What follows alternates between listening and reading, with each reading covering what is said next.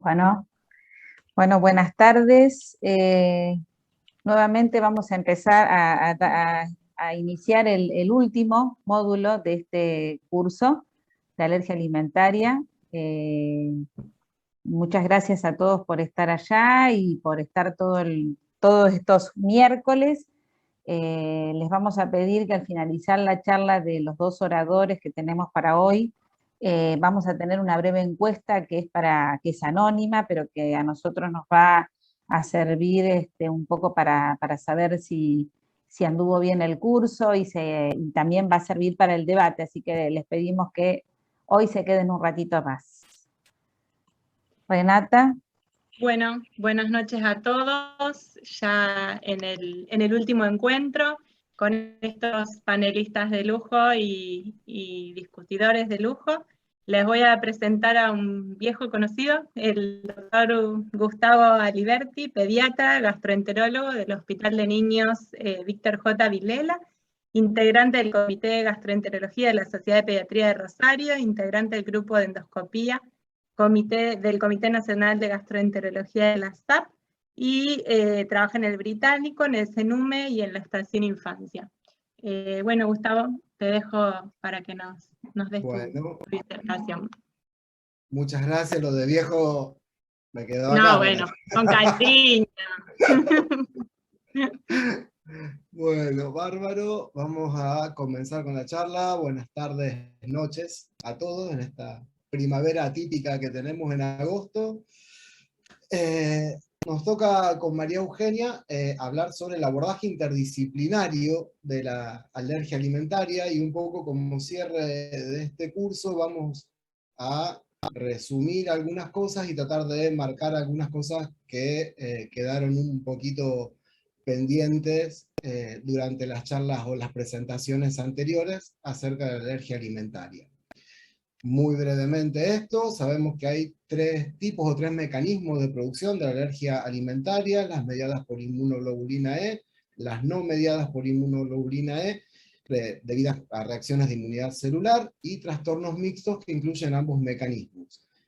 Repasando, en las IgE mediadas, la aparición de los síntomas van a ser de manera inmediata, menos de 2 horas desde el contacto con el alergeno, con una sintomatología predominantemente cutánea o respiratoria, y en estos pacientes vamos a tener la posibilidad de determinar la existencia de anticuerpos IgE específicos, sea en sangre o a nivel cutáneo con los prick test. En cambio, en los no IgE mediados, la sintomatología predominante va a ser la digestiva, y aparecen generalmente de forma tardía, y no podemos comprobar o confirmar su diagnóstico mediante pruebas complementarias, o sea que el diagnóstico va a ser clínico, y eso es la gran diferencia a tener en cuenta a nivel del diagnóstico de estas presentaciones. Pero, ¿de qué hablamos cuando decimos interdisciplina? Este término se aplica en el campo académico al tipo de trabajo científico que requiere metodológicamente la colaboración de diversas y diferentes disciplinas, y en general la colaboración de especialistas procedentes de diversas áreas. Entonces, retomando también los módulos anteriores, cuando hablaron la doctora Balbarrey y la doctora Serraquigne, teniendo en cuenta la prevención, debemos ampliar el espectro de la interdisciplina, y es algo que yo creo que tenemos pendientes los pediatras especialistas, a los ginecólogos y obstetras, con la finalidad de poder, como se dijo en ese módulo, tener un embarazo lo más saludablemente posible, sin el uso de antibióticos que no sean imprescindibles, donde la mamá pueda acceder a una dieta que sea saludable. Todo eso va a favorecer el desarrollo de una microbiota saludable al nacer, fundamentalmente si es un parto vaginal, un parto natural, que es también lo que tenemos que hacer hincapié. Tenemos, como dijo la doctora Balbarrey, un porcentaje muy alto en nuestro país de cesáreas.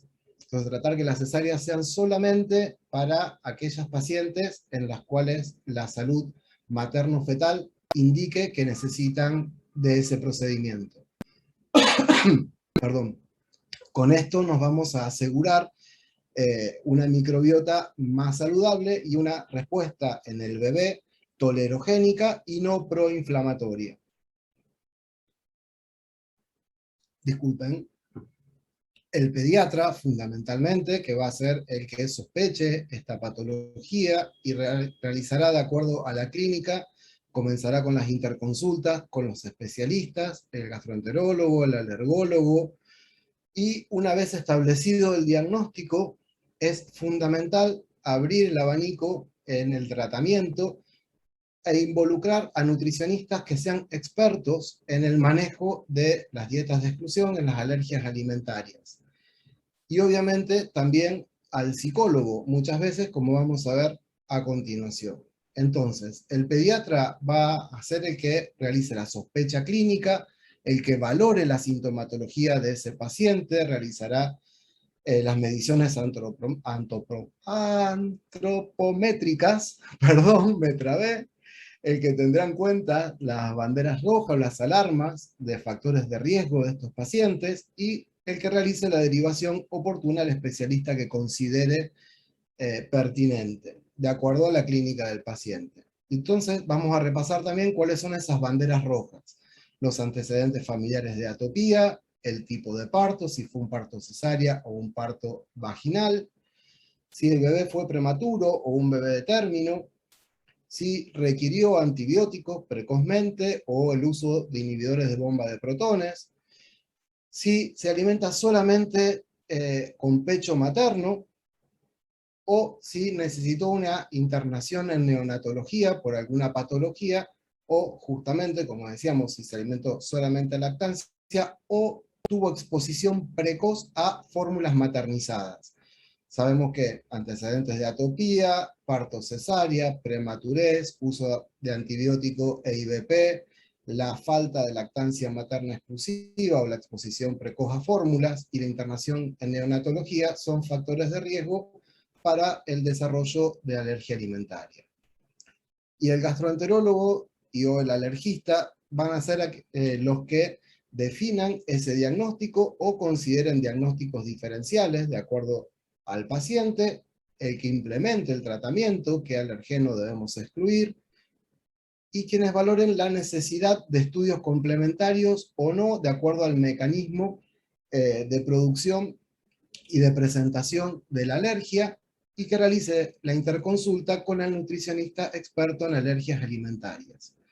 Este va a implementar la dieta de exclusión de los alergenos indicados por el especialista, y esta dieta debe ser completa, o sea, teniendo en cuenta micronutrientes, la calidad de la alimentación, una dieta segura, ¿sí?, evitando los contactos o las posibles contaminaciones, que sea adecuada y accesible para ese paciente, teniendo en cuenta las características sociales y socioculturales de la familia y de ese paciente.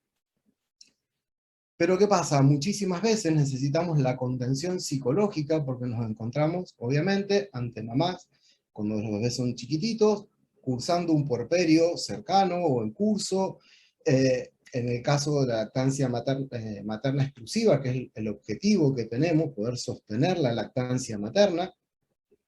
Entonces todo lo que consume esa mamá repercute en el bebé, y esto genera una angustia bastante importante en la mayoría de las mamás. Entonces la contención psicológica, más allá de la contención que debemos hacer nosotros como médicos, es muy importante. Lo mismo que con el grupo familiar, el apoyo de la pareja, el sostén de los hermanos, y el rol de la familia ampliada, los abuelos, los cuidadores y demás.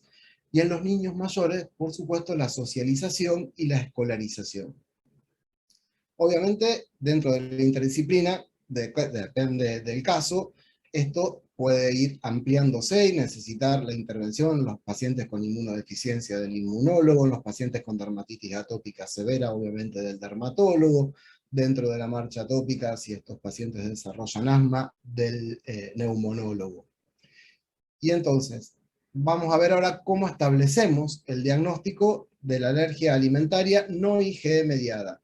Lo fundamental va a ser una historia clínica detallada y la prueba de exclusión-provocación. Estas son las herramientas que tenemos para estos pacientes para realizar el diagnóstico. Entonces, la historia clínica va a ser la base para sospechar la existencia, mientras que la prueba de exclusión del alergeno durante un periodo determinado, generalmente de 2 a 4 semanas, valorar la respuesta clínica y luego volver a enfrentarlo, van a ser la confirmación del diagnóstico. Recordamos que dijimos que en estos pacientes no tenemos estudios complementarios. ¿Cuáles son los cuadros clínicos digestivos relacionados con la alergia no IgE? Puede manifestarse con una variedad de síntomas gastrointestinales y nutricionales de diferente gravedad. Y existen 3 cuadros clínicos digestivos definidos, que son la proctocolitis, la enteropatía sensible a proteína de la leche de vaca, y el síndrome de enterocolitis inducida por proteínas de la dieta, cuyas siglas son FDAs en inglés y CEIPA en castellano. Ahora vamos a hablar un poquito de cada una de ellas, pero como decíamos antes, el espectro clínico gastrointestinal es muy amplio, variado, y no es patognomónico, no es que vamos a encontrar un síntoma que sí o sí nos va a hacer referencia a la alergia alimentaria. Son síntomas que podemos ver en muchas otras patologías, como son los cólicos, pero estos cólicos sabemos que no va a ser el cólico fisiológico del lactante, que es generalmente vespertino, que dura unas horas, y que de repente el niño está saludable como si nada. Generalmente son niños que están irritables y están inflamados todo el día o la mayor parte del día.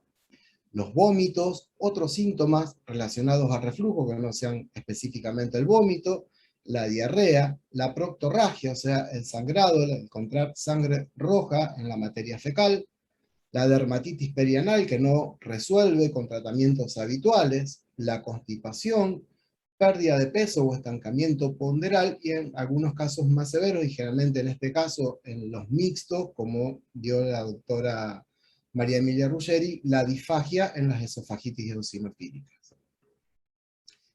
La proctocolitis alérgica se caracteriza por un sangrado rectal de pequeña cantidad en un lactante que por lo demás lo vemos sano generalmente. Son pocos los lactantes que aparte de la proctocolitis están irritables y con muchos cólicos. Generalmente este sangrado se acompaña de moco abundante y evidente en el pañal, en la materia fecal. La resolución de los síntomas va a presentarse luego de la eliminación del antígeno alimentario de la dieta, si está con lactancia, de la mamá, y si el bebé se alimenta con biberón, con la fórmula hidrolizada extensa en primera instancia, y en los que no responde, que son los menos, requerirán en todo caso un aminoácido.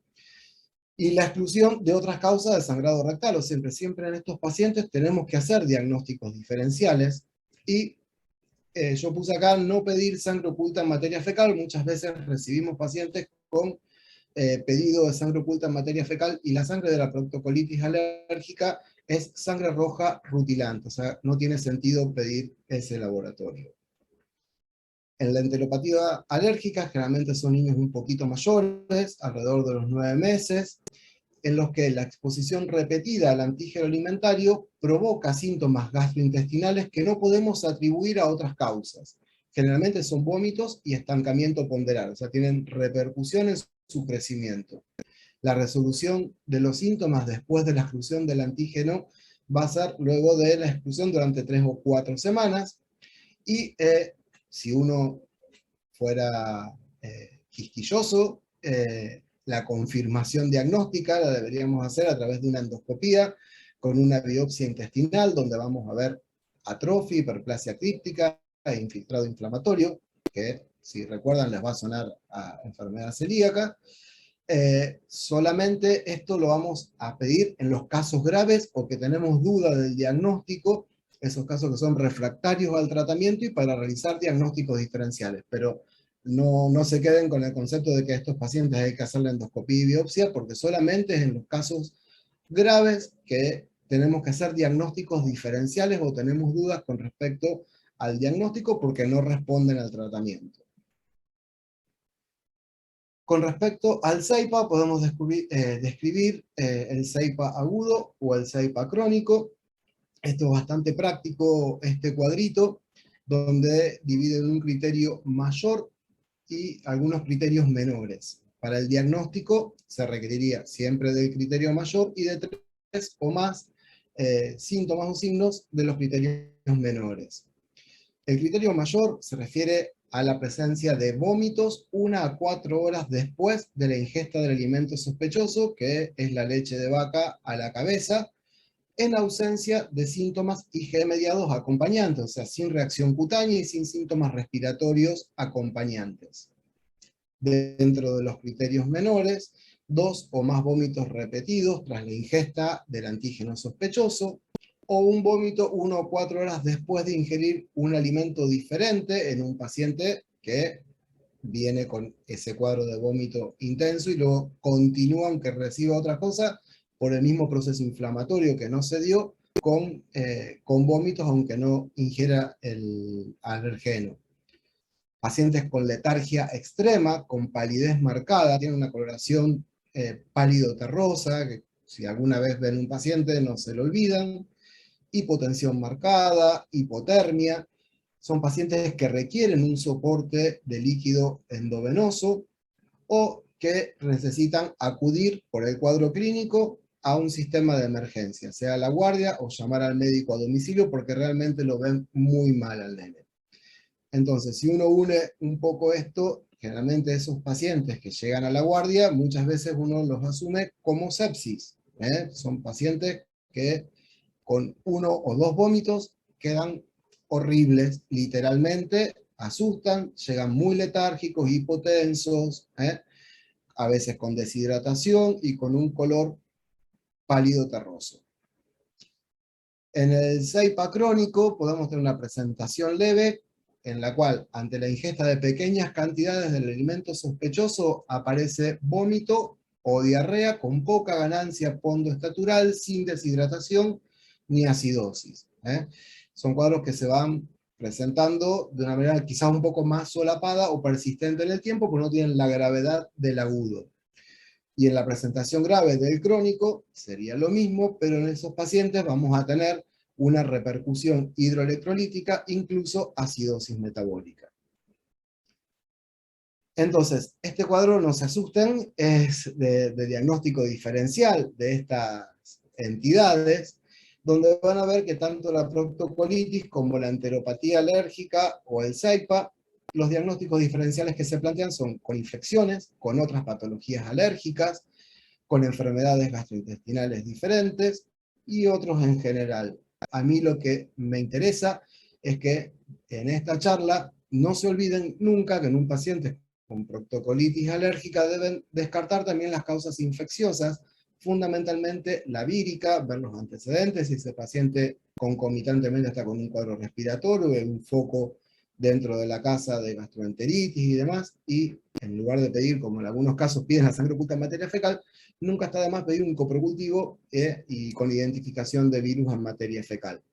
Con la fisura anal, obviamente, ante el examen físico eso se puede constatar fácilmente. En el CEIPA, la sepsis es el principal diagnóstico diferencial, y nadie los va a criticar si ese paciente llega a la guardia y el primer diagnóstico que hacen es de una sepsis, porque realmente son pacientes que impresionan bastante con ese tipo de cuadro, de presentación, o con un vólvulo o una invaginación intestinal. Y en la enteropatía alérgica, con otras enfermedades alérgicas, como un CEIPA crónico, una gastroenteropatía eosinofílica, etc. Yo ahora quería hablar un poquito del reflujo y la alergia, que esto cambió un poco en el último tiempo. Entonces, ante la presencia del lactante con sospecha de enfermedad por reflujo, el pediatra en su consultorio obviamente va a realizar una historia clínica detallada, un examen físico. Si hay presencia de signos de alarma que le hagan sospechar que ese paciente tiene un reflujo severo y que su causa es el reflujo, sea un brude severo, lo que fuera, va a adecuar los instrumentos necesarios como para estudiar ese reflujo y tratarlo.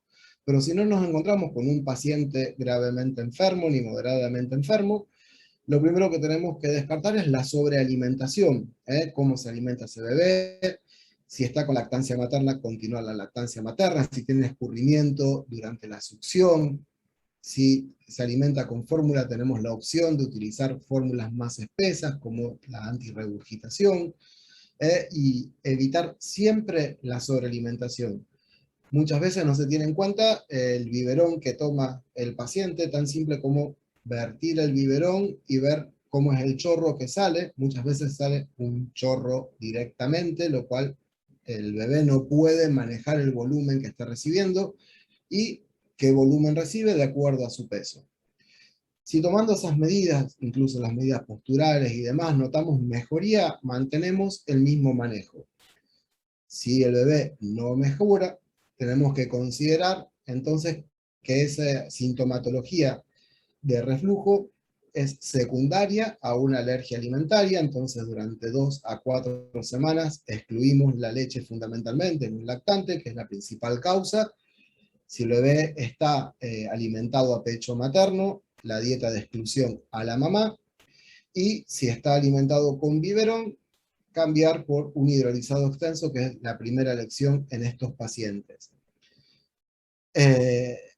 Si el bebé mejora, mantenemos ese mismo manejo y luego realizaríamos la prueba de provocación para ver si reaparecen los síntomas y así confirmamos el diagnóstico.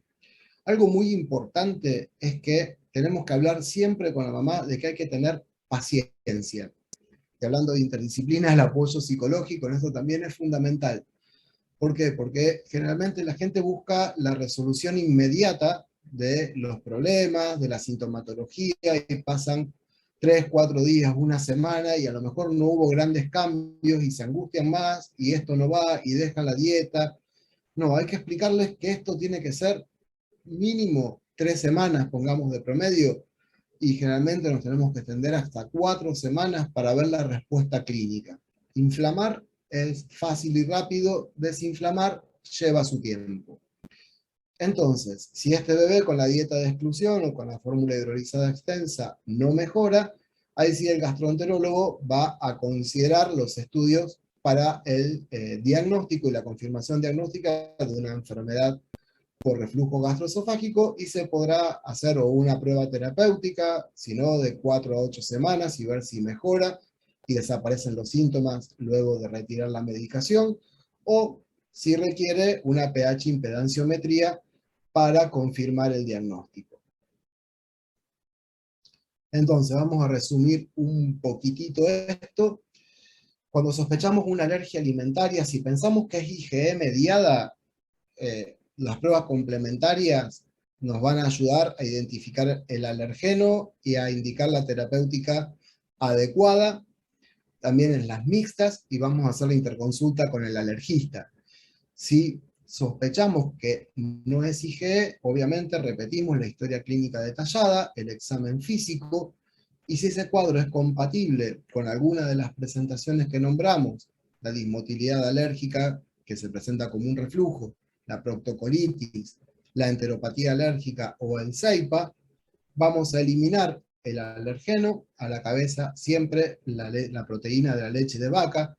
No empiecen a excluir todos los alergenos, las dietas son terriblemente difíciles de llevar adelante, entonces empecemos por lo más común, que es la proteína de la leche de vaca, durante 2 a 4 semanas. Si ese paciente, veremos si resuelve los síntomas. Si no los resuelve, tenemos que considerar diagnósticos diferenciales, como hablamos antes.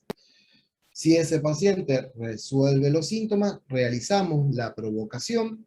Si reaparecen los síntomas, confirmamos el diagnóstico y se indica la dieta de exclusión, al menos 6 meses, y depende del cuadro, si es un CEIPA va a ser 1 año o 18 meses, pero por lo general en la proctocolitis, que es lo más habitual, exclusión por 6 meses, y siempre con la interconsulta con el nutricionista que nos ayude a llevar adelante una dieta adecuada y completa. Si los síntomas no reaparecen, obviamente debemos considerar nuevamente los diagnósticos diferenciales. Bueno, espero haber estado en tiempo. Muchísimas gracias, y ahora los dejo con la doctora María Eugenia Gervasoni. Excelente, Gustavo, como siempre, súper claro.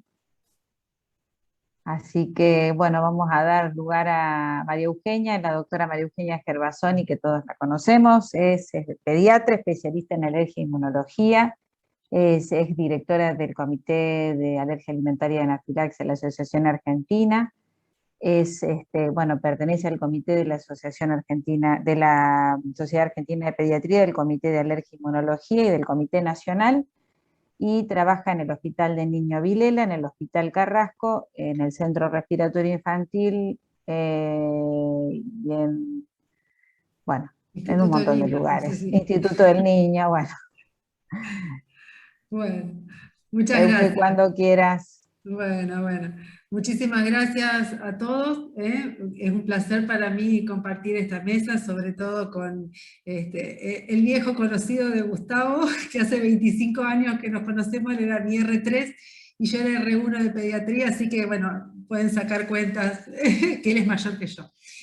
Bien, el tema es el mismo, lo desarrollamos en forma conjunta. Esta es un rápido recuerdo de la clasificación de las reacciones adversas a alimentos, principalmente la inmunológica, que es la que estamos hablando, las alergias, y los mecanismos inmunológicos involucrados, y cada uno de ellos tendrá su manifestación cutánea, digestiva, respiratoria, de acuerdo a este mecanismo, cuál es el que está involucrado. Gustavo habló de todo lo que es lo digestivo. Yo voy a hablar de lo extradigestivo, como son las manifestaciones cutáneas, la urticaria, la angioedema, la dermatitis atópica, la urticaria por contacto, las manifestaciones respiratorias, que como congestión nasal, rinoconjuntivitis, tos o agitación, que no se presentan en forma aislada, sino en forma conjunta a manifestaciones cutáneas, digestivas, o como parte inicio de una anafilaxia. Unas palabritas de la dermatitis atópica y alergia alimentaria, cuando tenemos que pensar en que una dermatitis atópica puede estar desencadenada como uno de los factores en los alimentos, es cuando esta dermatitis atópica es moderada, es severa. En 1/3 de los chicos tenemos que pensar que no resuelve con el tratamiento habitual indicado por el dermatólogo, por su pediatra de cabecera. Tenemos que sospechar que hay un alergeno alimentario que está desencadenando los brotes, y más cuando es muy pequeño el niño y muy severa la dermatitis atópica. ¿Cuáles son los alimentos que más se asocian a la dermatitis atópica? Es el huevo, en primer lugar, la leche de vaca, el maní, los frutos secos en un 75% de los casos de las reacciones mediadas por IgE. Y si agregamos y estudiamos soja, frutos secos, pescados y trigos, ahí vamos a ver que el 98% de los alimentos son estos como causantes de la dermatitis atópica. También no podemos dejar de hablar de la anafilaxia, que es la reacción de hipersensibilidad sistémica, es la peor presentación de las alergias, es IgE mediada, es severa y que es potencialmente fatal. Se caracteriza por un comienzo rápido, con una evolución muy rápida. Si existe el antecedente de una anafilaxia previa, todo esto va a ser aún más rápido, con un compromiso respiratorio, cardiovascular, y que puede o no involucrar piel y mucosas, como vamos a ver a continuación. La prevalencia, afortunadamente, de anafilaxia es baja, en general es de un 0,05 a un 2%, y generalmente está subdiagnosticada y maltratada. Por eso es que en todas las charlas siempre hablamos de anafilaxia, del tratamiento, porque es importante diagnosticarla y tratarla adecuadamente. Sí, es una emergencia.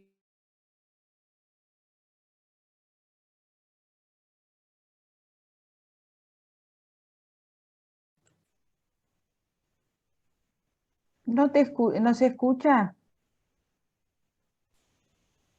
No, yo también dejé de escucharla. ¿No me escuchan Bien, María ahora? Eugenia. Ahí está. ¿Ahí me escuchan? Ahora sí. Ah, Sí, ahora sí. Bueno, disculpen, a ver, empiezo ahí de nuevo. Los criterios para diagnóstico son 3. El 1 es cuando es de comienzo brusco, un cuadro clínico, donde afecta a piel y mucosa, y además hay un compromiso respiratorio, de presión arterial o síntomas relacionados con difusión de otros órganos. El criterio 2, pero sin relación con exposición a ningún alergeno. En el criterio 2 puede haber 2 o más de los siguientes, que son 4, después de la exposición a un probable alergeno.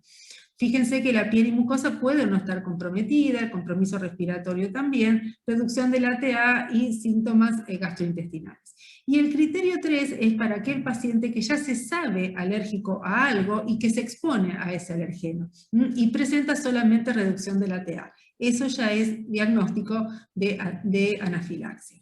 Y el tratamiento, por elección, por supuesto, es la adrenalina, es el de primera elección. La administración, recuerden que es intramuscular, en la cara anterolateral del muslo, en el músculo vasto lateral.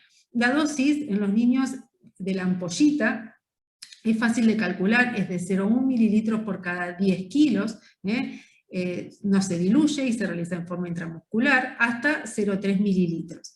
Y la presentación de la adrenalina autoinyectable, que tenemos dos presentaciones en nuestro país, que es el EpiPen Junior y el EpiPen. El EpiPen Junior es para niños entre 10 y 30 kilos, y para mayores de esa edad y adultos sería el EpiPen. Y si es necesaria la adrenalina, se puede repetir entre los 5 y 10, 15 minutos posteriores. Este monumento a la bandera de Rosario, que nuestros comités son de acá. Bien, entonces, estas son las presentaciones IgE mediadas que pueden tener estos niños. Entonces, bueno, ahora tenemos que confirmar, tenemos una sospecha diagnóstica y tenemos que confirmar. El diagnóstico se basa en 3 aspectos fundamentales, que serían: demostrar primero que la reacción adversa fue producida por un alimento, que esa reacción adversa es por un mecanismo alérgico, y determinar cuál fue el mecanismo inmunológico implicado. Y ahí es la historia clínica, como muy bien lo dijo Gustavo recién, el hecho de las manifestaciones que presentó el paciente. En general las IgE mediadas son cutáneas y respiratorias, y las no IgE son digestivas. El tiempo desde la ingesta del alimento, cuando empezaron a aparecer los síntomas, inmediatos son dentro de las primeras 2 horas, tardías después de esas 2 horas, al día siguiente o al otro. Todo eso nos va a hacer inferir de cuál es el mecanismo, y por lo tanto, para ver qué métodos diagnósticos vamos a utilizar. Tener en cuenta los antecedentes familiares. Recuerden que para alergia los antecedentes familiares son muy importantes a tener en cuenta. La alergia se hereda. Y hacer la encuesta alimentaria, no solamente encuesta alimentaria, sino también cómo fue el embarazo, cómo nació, por qué día, bueno, todo para determinar si hay factores de riesgo que puedan haber influido para el desarrollo de una alergia alimentaria. Bien, tenemos toda la historia clínica, laboratorio. Bueno, también el laboratorio lo vamos a definir de acuerdo a ese cuadro clínico. Podemos hacer pruebas in vitro, que es el dosaje de IgE, cuando sospechamos una alergia IgE mediada, el dosaje de IgE específica en sangre, pruebas in vivo, prick test o test de parche en algunos pacientes, las dietas de eliminación, las pruebas de provocación y anatomía patológica, como lo dijo Gustavo, en el caso de que fuera necesario, en patologías digestivas. Con respecto al prick test, recordar que cualquier alimento puede ser testificado, independientemente de la edad del niño, y esto se puede hacer con extractos comerciales o con el alimento fresco. En ese caso se llama prick to prick o prick by prick. El prick test tiene un alto valor predictivo, tiene una alta correlación con el desafío, y es algo que, bueno, todos los alergoinmunólogos lo podemos realizar. Inclusive podemos realizar no solamente el prick con el alimento sospechoso, con la leche, sino también, en el caso de leche y de huevo, tenemos las proteínas. Tenemos en caso de leche 3 de las proteínas de la leche, la posibilidad de extractos comerciales para poder determinar a qué el paciente está sensibilizado, y en el caso del huevo a 2. Entonces también se puede hacer, por ejemplo, en este paciente le hicimos a leche, alfa-lactoalbúmina, beta-lactoglobulina, caseína y la histamina, que es el control positivo, y luego se mide el diámetro de la pápula como para determinar si es positivo o negativo. El test de parche, la prueba de parche, es de utilidad en patologías mediadas por células o mecanismos mixtos, sin lugar a duda para dermatitis atópica, estas dermatitis cuando son severas, persistentes como les decía, en dermatitis de contacto, en las patologías digestivas eosinofílicas, en algunos cuadros gastrointestinales y cuando hay sensibilizaciones a múltiples alimentos. Y se utiliza como herramienta adicional, no en forma rutinaria. Se colocan los alimentos sospechosos en la espaldita, se los dejan pegados durante 2 días, los retiramos y luego lo miramos, y de acuerdo a la reacción que ha tenido, determinamos si es positivo o no el parche. Dieta de evitación, la utilizamos tanto como diagnóstico para determinar si el paciente es o no alérgico, y como tratamiento. Como dijo Gustavo, de 2, 4 a 6 semanas, según el cuadro clínico vamos a ver una respuesta o no. Cuando las alergias son IgE mediadas, las respuestas son mucho más rápidas, cuando son no IgE mediadas son más tardías, y con determinados alimentos también, tener en cuenta que la madre que está amamantando tiene que terminar de eliminar ese alimento a través de la leche. Y esto, bueno, lleva un tiempito. La desaparición o mejoría de los síntomas, bueno, confirma el diagnóstico, pudiendo evitarse la realización de las provocaciones. Y ante la persistencia de síntomas debemos provocar al paciente. Y bueno, la provocación, el test de provocación son los procedimientos definitivos para confirmar o descartar una alergia alimentaria. En la mayoría de los casos, en caso de alergia alimentaria.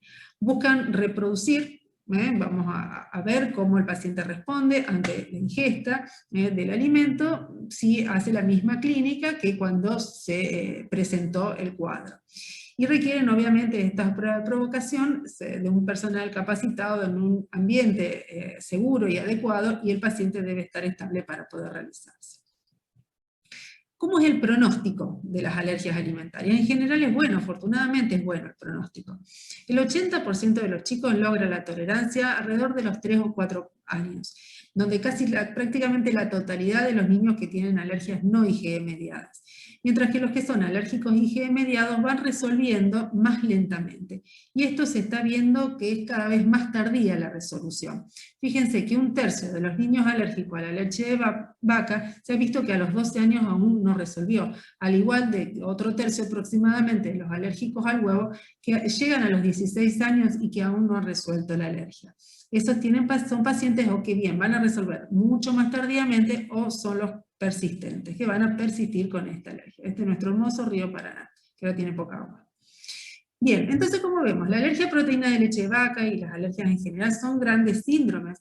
Hay diferentes mecanismos fisiopatológicos, hay diferentes expresiones fenotípicas, diferentes manifestaciones clínicas de acuerdo al mecanismo inmunológico, diferentes grados de severidad, diferentes comorbilidades que el paciente puede presentar, diferentes métodos de estudio de acuerdo a la sospecha diagnóstica, diferente evolución natural, algunos resuelven, otros no tanto, pero el manejo inicial es el mismo. ¿Y cuál es? Es la exclusión, es la educación y la adecuación nutricional de la dieta y el uso de alimentos hipoalergénicos en el caso de que fuera necesario. Y aquí el especialista en nutrición, como muy bien lo nombró Gustavo, es fundamental.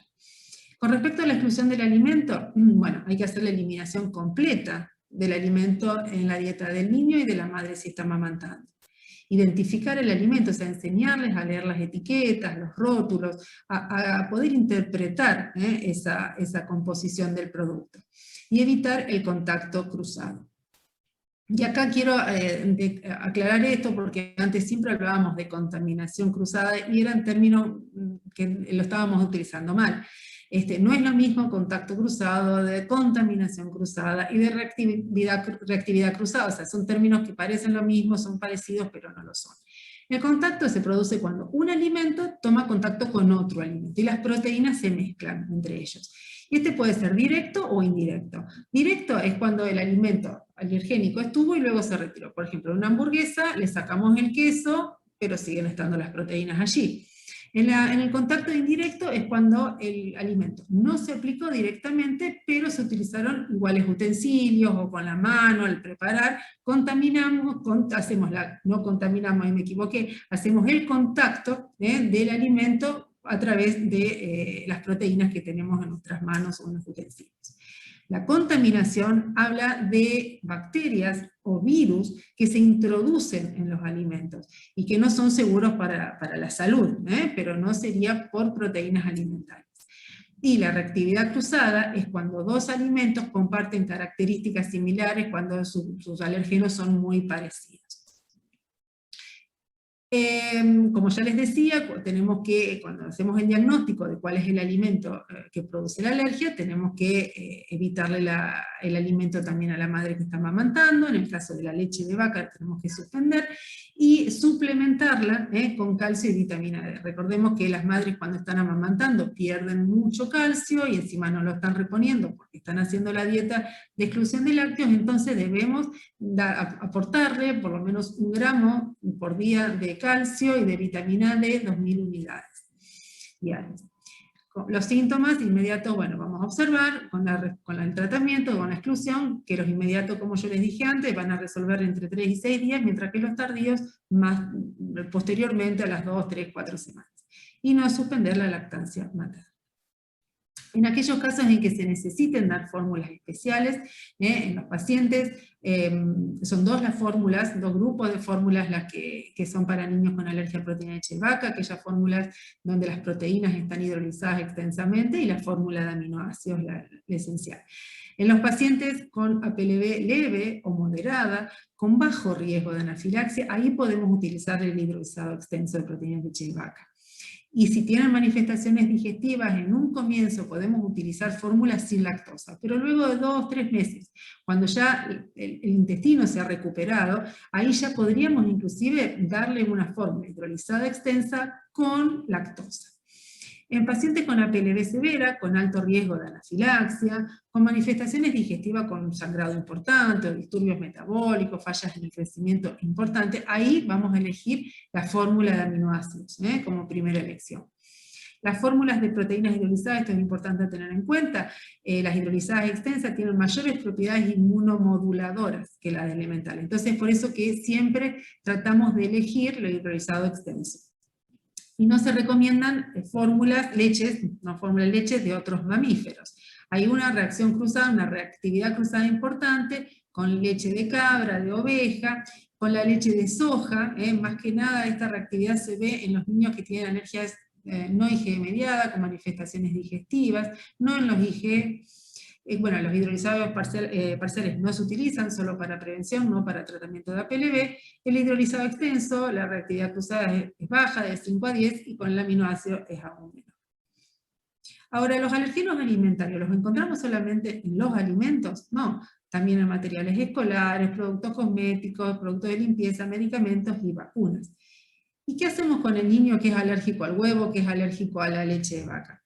Tenemos que trabajar en forma interdisciplinaria, pudiendo determinar si ese paciente puede o no recibir esa vacuna de acuerdo al tipo de alergia que tiene.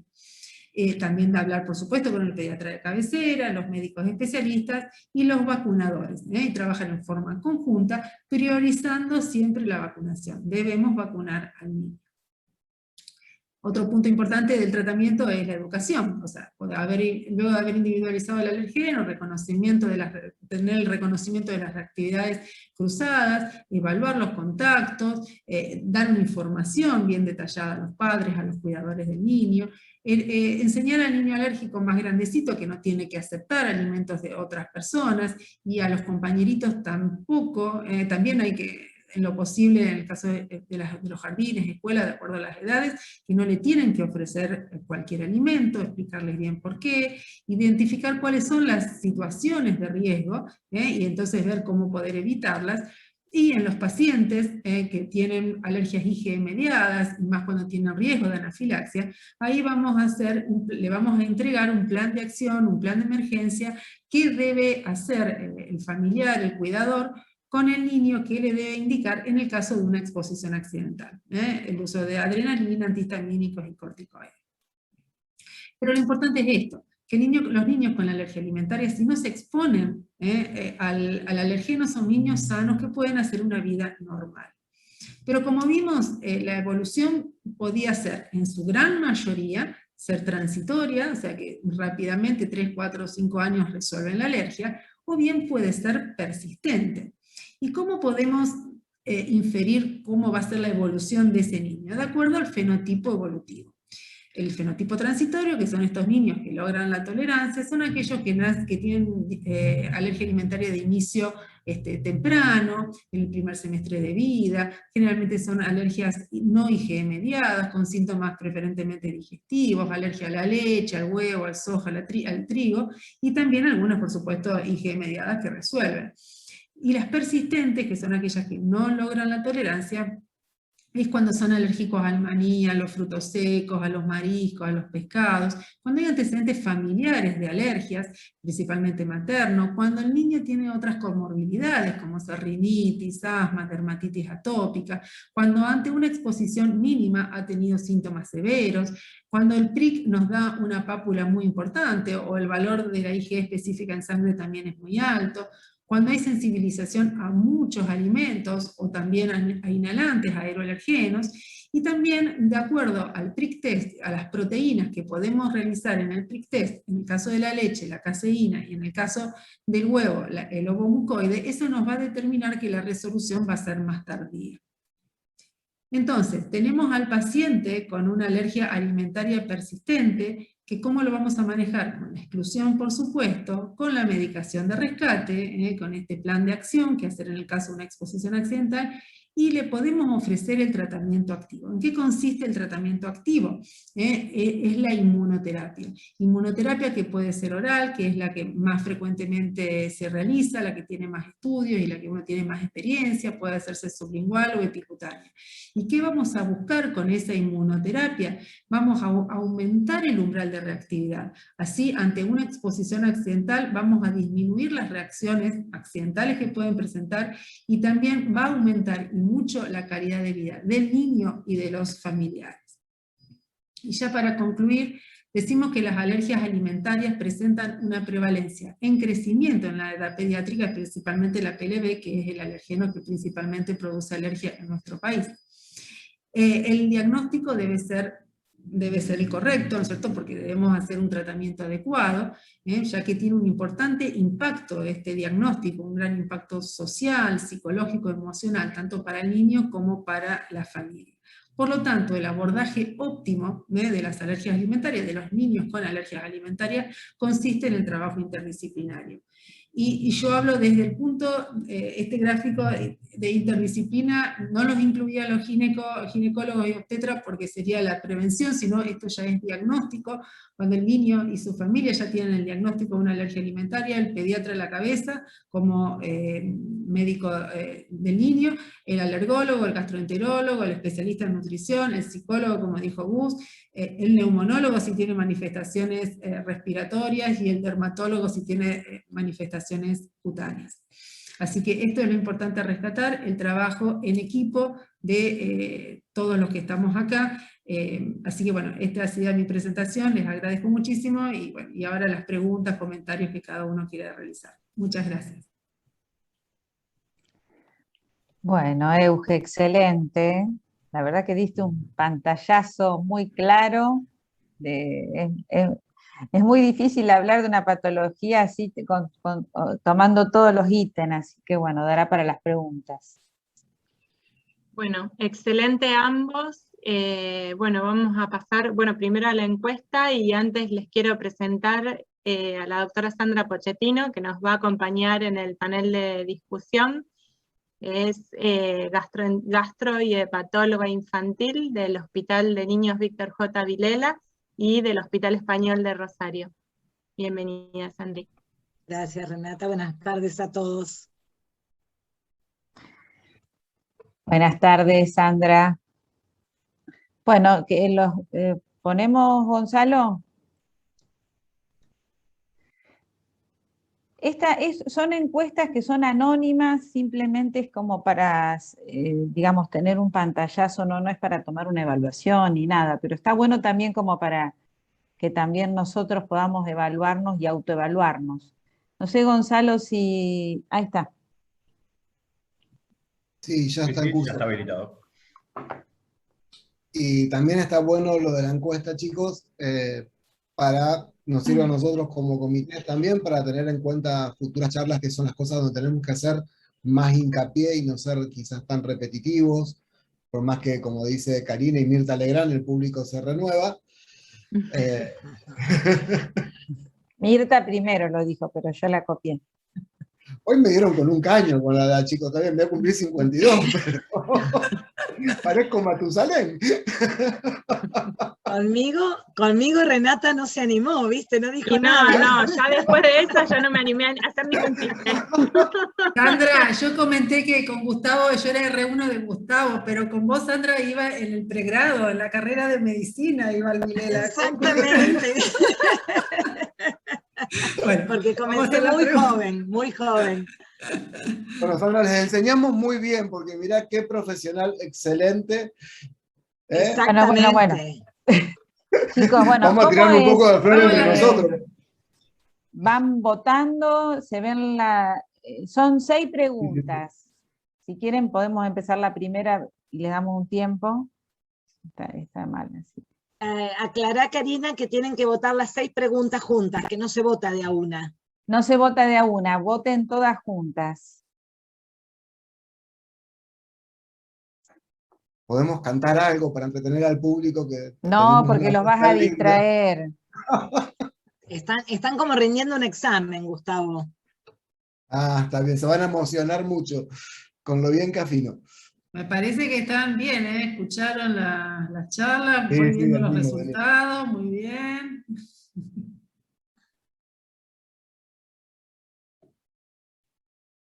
Yo voté también en mi... No vale eso, eso es Vale, trampa. vale. Y ahora no veo las respuestas, después van a pasar. ¿Querés ir comentando la primera, Cari? Bueno. La Esperamos primera... esperamos que terminen. no terminaron, es que yo no veo. No terminó, porque Cari. veo. Las veo. Perdón, no veo quién está terminando, quién no. Llevamos 79 personas que están votando por el momento, 37%.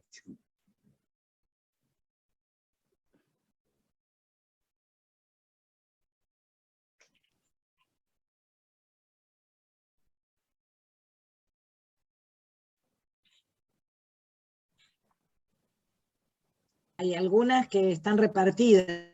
Se veían cortadas, dice Karina Proto. Dice que se veían cortadas las preguntas. Fíjate que las tenés que correr porque yo las cargué mal. Me parece que las tendría que haber cargado una por una y bueno, se cargaron todas juntas. Hay que ir bajando El la año barra que viene del no costado saben derecho. el curso que vamos a hacer. Bueno, de los errores se aprende, uno va Por tratando. supuesto. Sí. Vamos, que faltan 94 para votar. Vamos.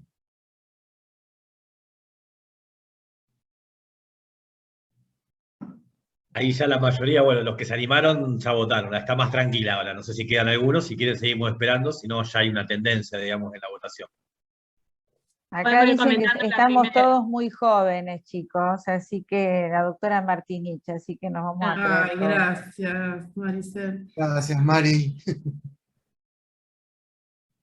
Bueno, ya el 61 votó, 61%. Bien. Estamos mejor que la vacunación Si doble. quieren, las pueden ir comentando Con las para dos que no dosis. se haga tan largo. Bueno, vamos La primera, comentando. dale, Cari. La primera, Bueno, la primera era que era simplemente para hacer la diferencia entre intolerancia, por ejemplo, y alergia.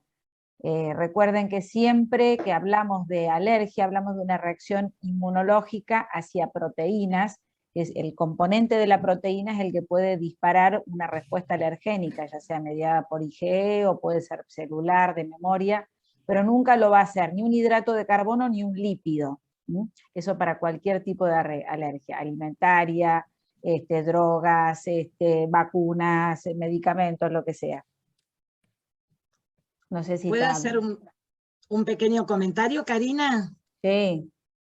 Sí, bueno, me encanta que el 100% contestó correctamente la pregunta, pero quiero reforzar simplemente un pequeño concepto, que es a la hora de elegir una fórmula, ¿sí? Muchas veces los pediatras que saben que es una alergia a la proteína de la leche de vaca, eligen una fórmula sin lactosa. Es decir, al momento de elegir la fórmula para ese paciente sospechado de alergia, no sé por qué razón se elige la fórmula sin lactosa, que la lactosa sabemos que es un hidrato de carbono. Pero bueno, creo que cada vez estos conceptos se van reforzando más y bueno, era esta pequeña apreciación que lo veo desde la clínica, en el consultorio con mucha frecuencia. Nada más. Excelente, sí. Excelente aporte. Ujú. Ah, ahí estoy viendo. Bien, 100% contestaron. Sí, exactamente. Bueno, la segunda, ahí está capciosa. O sea, me hago cargo.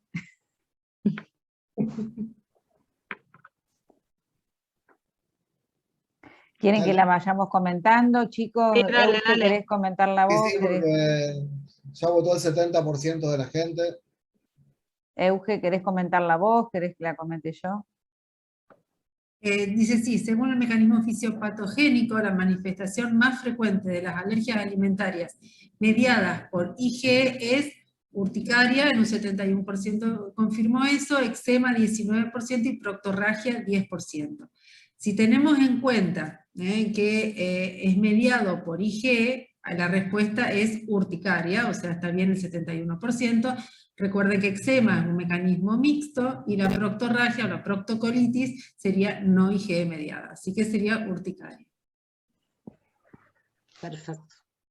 Y los alergenos más frecuentes, alimentarios, bueno, leche, huevo y soja, la mayoría lo contestó bien, pescado, mariscos, maní, chocolate, lo pusimos capciosamente, y chocolate, frutillas, soja y trigo, un poco pensando en los cítricos, en los chocolates, y que a veces están tan acusados y hay que pensar justamente como vos lo dijiste, Gustavo y María Eugenia, y los han dicho en todas las presentaciones, de que cuando uno tiene la sospecha diagnóstica tiene que sospechar lo más frecuente, que es la leche y el huevo, básicamente en Argentina.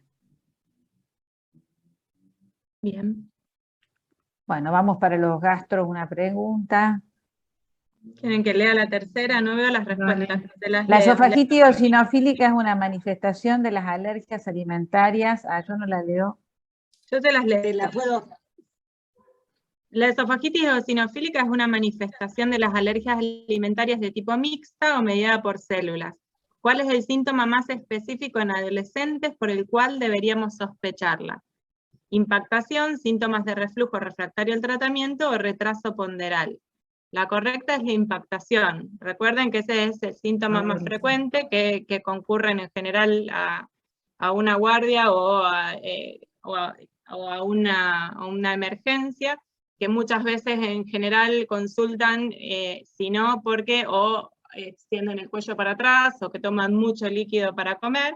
No así en los más pequeños, los síntomas pueden ser más confusos y más inespecíficos, y en general se confunden, pueden tener reflujo, pueden tener retraso ponderal, pueden tener vómitos, pero en los adolescentes la principal sospecha es la impactación. No sé si quieren hacer algún aporte, chicos.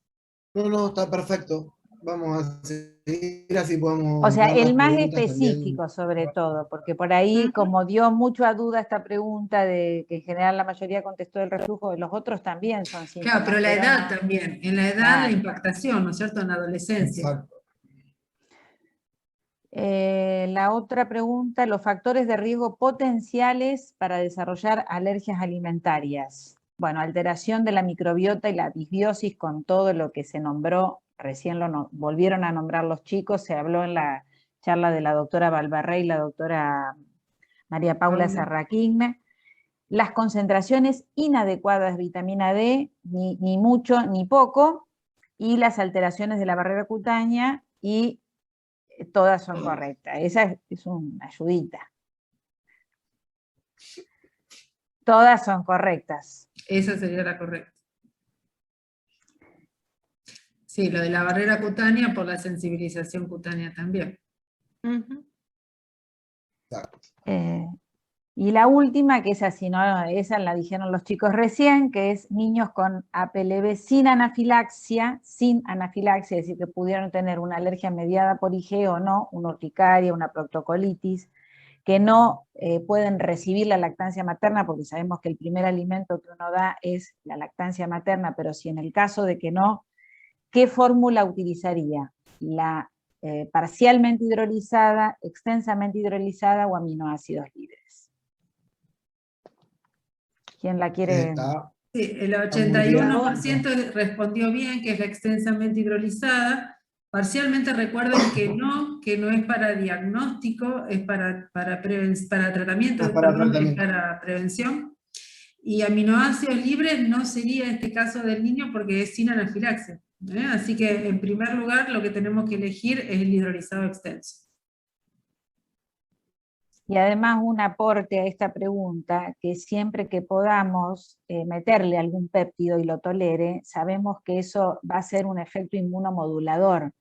Entonces, a pesar de que sabemos que de algunas tracitas y péptidos va a pasar con la hidrolizada, con la extensamente hidrolizada, también estamos favoreciendo la tolerancia a largo plazo, o a corto plazo, digamos.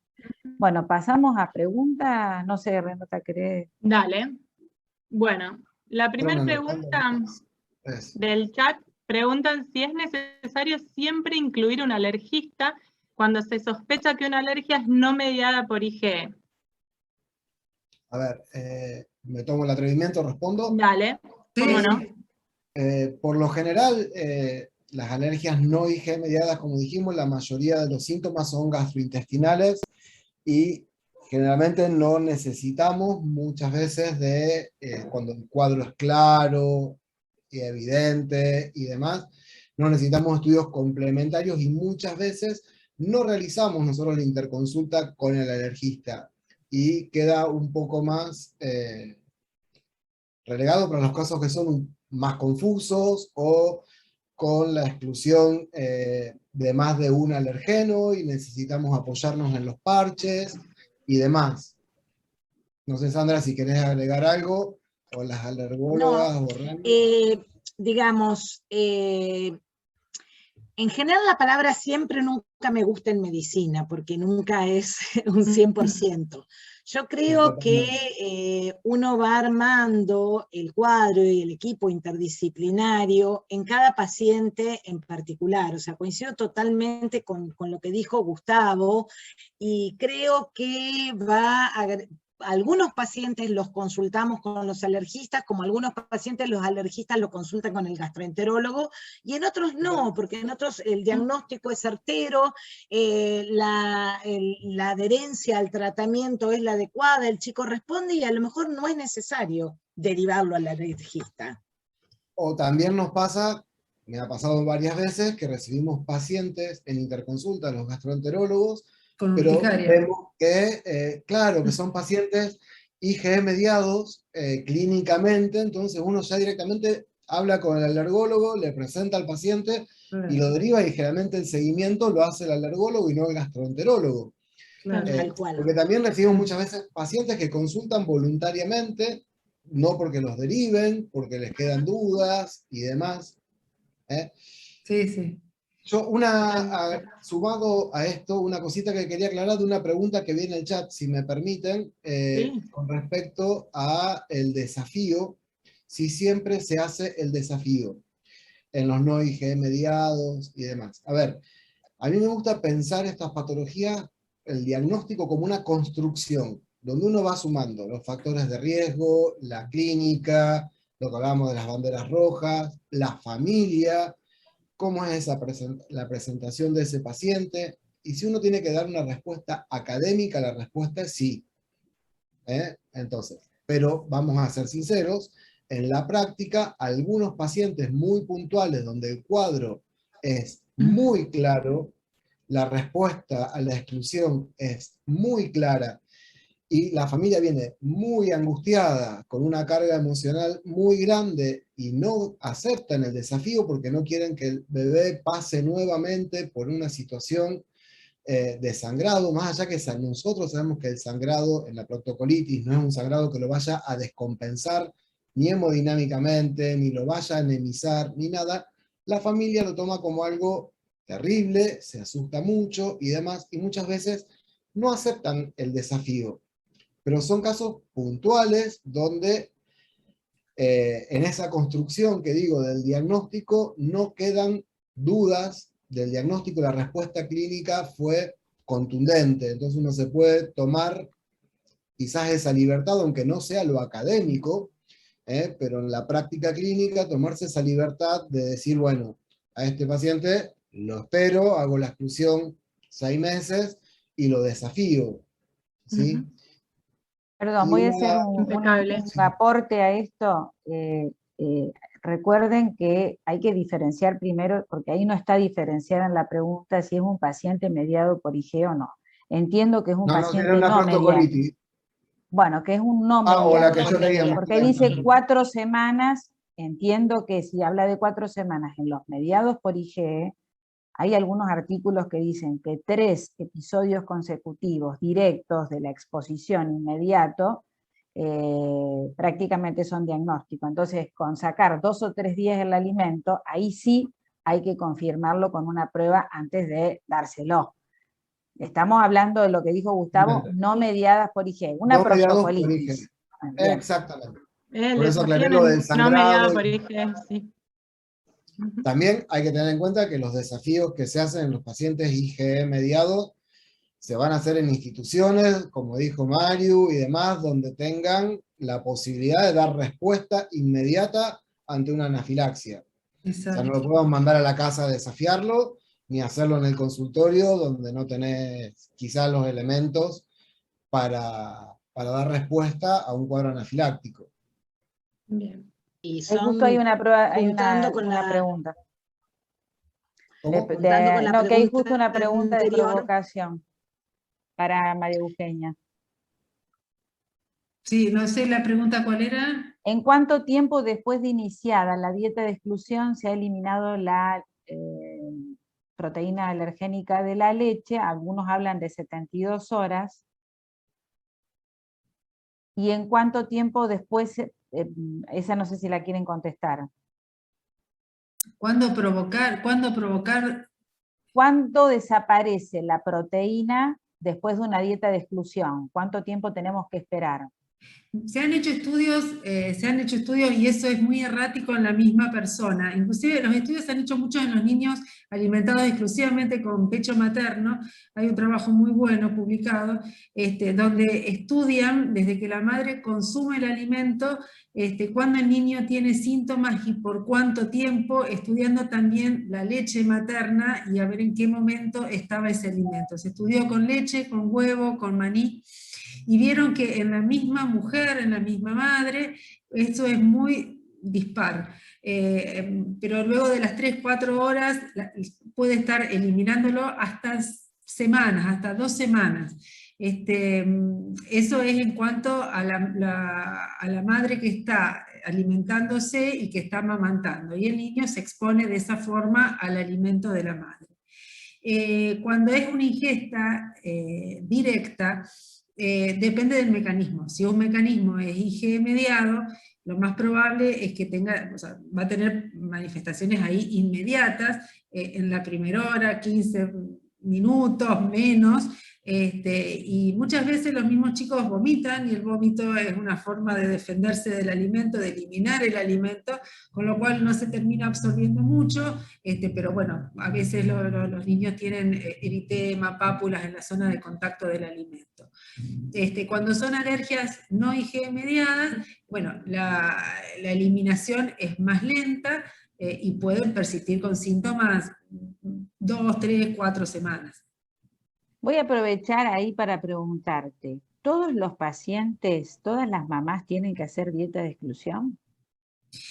Yo considero que cuando las alergias, a ver, el umbral, depende del umbral de reactividad de cada niño. Hay niños que son, sobre todo los no IgE mediados, tienen el umbral de reactividad muy bajo.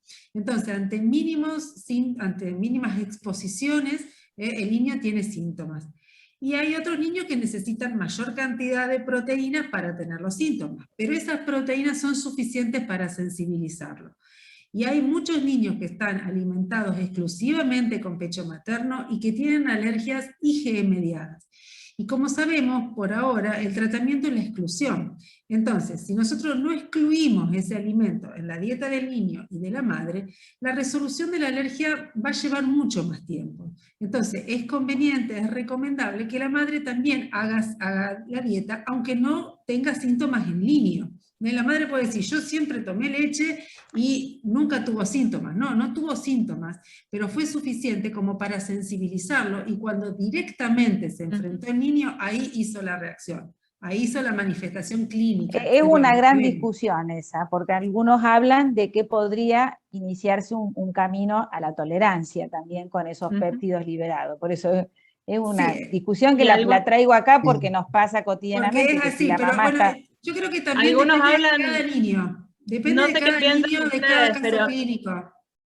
Eso es una pregunta que yo les quería hacer a los alergistas, porque algunos hablan de empezar a introducir en forma temprana la proteína horneada y que eso induciría más rápido la tolerancia y la sensibilización, la tolerancia, no la sensibilización, pero no sé qué piensan ustedes.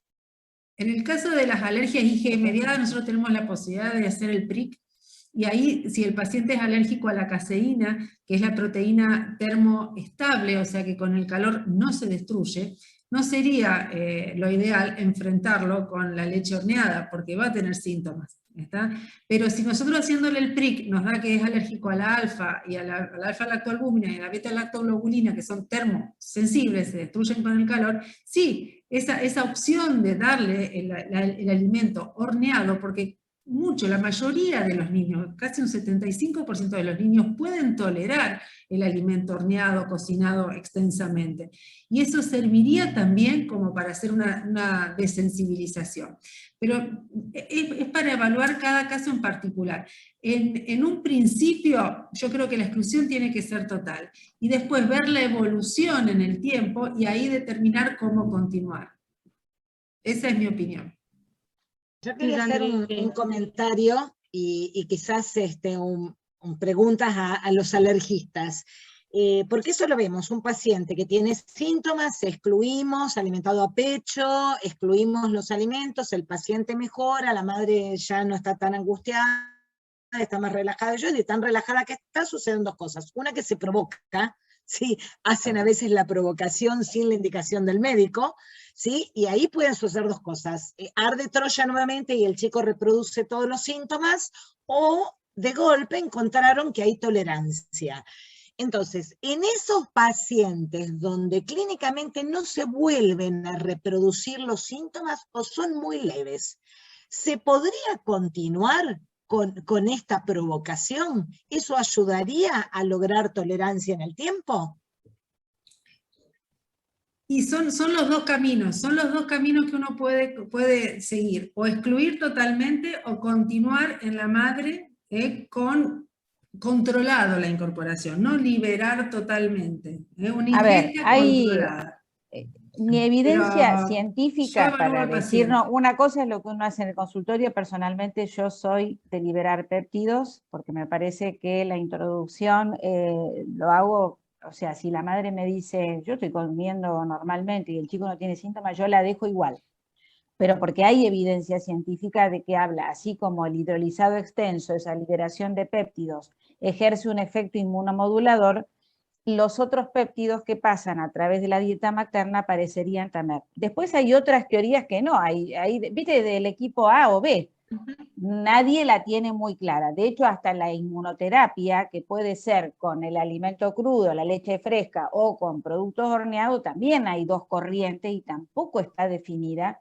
De hecho, ahora van a volver a salir las guías de Drachma, porque un punto de discusión es justamente la inmunoterapia y en qué nivel se va a hacer, si se va a hacer con productos cocidos, bueno, lo que sea. Pero son, digamos, todo es válido científicamente porque no hay nada contundente. Después uno tiene, si la madre yo veo que consume, la dejo, no la saco, porque no sé si está descrito que se sensibiliza más. Porque de hecho, justamente, si el niño hace esa provocación y no le pasa nada, capaz que lo resolvió antes o lo está favoreciendo, no estás haciendo una inmunoterapia. Claro. Lo tenemos y después la otra discusión con la manito levantada. Sí, vos eso quería, una Gustavo quiere hablar. inmunoterapia, Si Gustavo vos quería hacer un empezamos una comentario. inmunoterapia de muy joven, de muy chiquito el nene, no sé si no le estás haciendo la sensibilización o lo estás acompañando en su proceso de tolerancia. Esas son cosas que no las podemos medir. Pero la inmunoterapia la haces controlada y a través de incorporaciones graduales y ya predeterminadas de cantidades de proteínas. No libremente la madre que consuma volúmenes que a ella le parezca. Vuelvo a decir, depende de cada niño. Pero bueno, las Te dos escuchamos. opciones estarían. Qué difícil hablar con las alergistas, Dios mío. Agarran el micrófono, le dan. No, yo quería, en función a una, no vi todas las preguntas del chat, sinceramente vi algunas. Ahora yo y les iba a ir haciendo algunas, pero se puso picante la discusión. diciendo que está súper interesante esto, hasta en algún punto es filosófico. Una de las preguntas se refería a las dietas veganas de las mamás, dietas veganas o vegetarianas, si vimos disminución de la incidencia de las alergias alimentarias.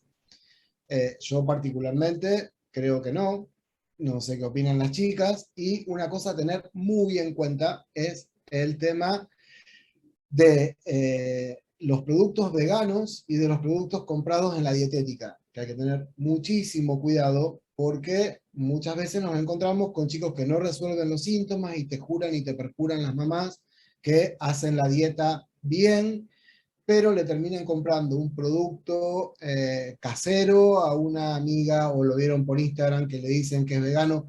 Generalmente están, bueno, perdón Mario, contaminado, voy a seguir usando la terminología antigua, ya que me dijeron que soy viejo, lo doy con lo antiguo. Y no se cuida contaminación cruzada, no se cuidan trazas muchas veces y demás, y creo que todos hemos tenido pacientes que han reaccionado o que no han resuelto síntomas o han recaído por el consumo de este tipo de productos y de comprar productos sueltos en la dietética que muchas veces están contaminados o que tienen contacto con otros que no son aptos, para ser más preciso. Bien. Sí, ante una recaída o el paciente no termina de mejorar, un paciente ya conocido con determinadas alergias alimentarias, antes de pensar en que hay otro alimento, otro y otro, pensar en esto, en las exposiciones accidentales que pueden surgir con contactos posibles. Investigar eso antes de pensar en otros alimentos.